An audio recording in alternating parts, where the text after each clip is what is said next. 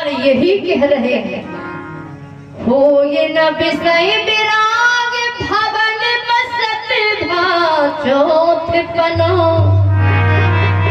हृदय अधिक दुख लाग जन्म गयो हरि भगति बिनो। मैं समझ गया घर में रह करके कभी भी वैराग होने वाला, घर में रह के कभी भगवान मिलने वाले नहीं है। किसी ने कहा, मनु महाराज, जिसके घर में एक भी भक्त हो जाए भगवान का, उस घर के सभी लोग बड़े प्रसन्न होते हैं।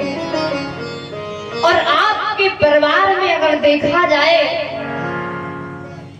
तो मनु महाराज, आपका परिवार इतना अच्छा है, आपका बेटा आज्ञाकारी है, महारानी शत्रुपा पतिव्रता है, इसके बाद भी दुखी हो क्यों? कहा, इसीलिए दुखी है, सब कुछ होने के बाद भी हम भगवान से दूर हो गए, बस यही दुख है। और मनु महाराज के जीवन की सुंदर कथा है। कहा, जब इनका विवाह होकर के आया तो शत्रुघ्न जी से कहा, देवी हमारा बहुत मन है कि हम जंगल में जाकर के भगवान की तपस्या करें, भगवान की भक्ति करें। शत्रुघ्न जी ने कहा, महाराज, पत्नी का भी कर्तव्य होता है पति का सहयोग करना, हम भी आपके साथ में भक्ति करने के लिए तैयार हैं, लेकिन अभी हमारा विवाह हुआ है और महाराज हम चाहते हैं कम से कम इस वंश को बढ़ाने के लिए एक पुत्र तो हो जाए, इसके बाद वन में भजन करने के लिए चलेंगे।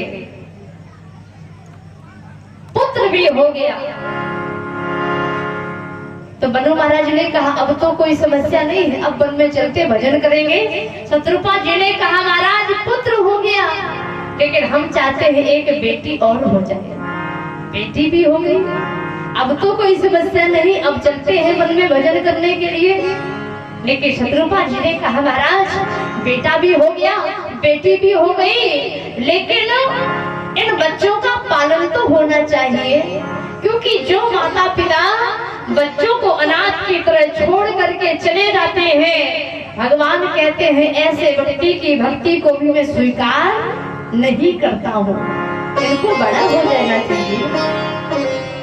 बड़े भी हो गए, अब तो कोई समस्या नहीं है, अब चलते हैं। शत्रुघ्न जी ने कहा, महाराज बेटा भी हो गया, बेटी भी हो गई, ये बड़े भी हो गए, लेकिन हमारी इच्छा ये है, और ये सभी की इच्छा होती है, कौन सी? कम से कम घर में बहू और आ जाए, बहू आ जाए घर में, इसके बाद वन में भजन करने के लिए चलेंगे। बहू भी घर में आ गई, बेटे का विवाह भी हो गया, और इसके बाद कहा, महाराज बस बेटी का कन्यादान और कर लिया जाए।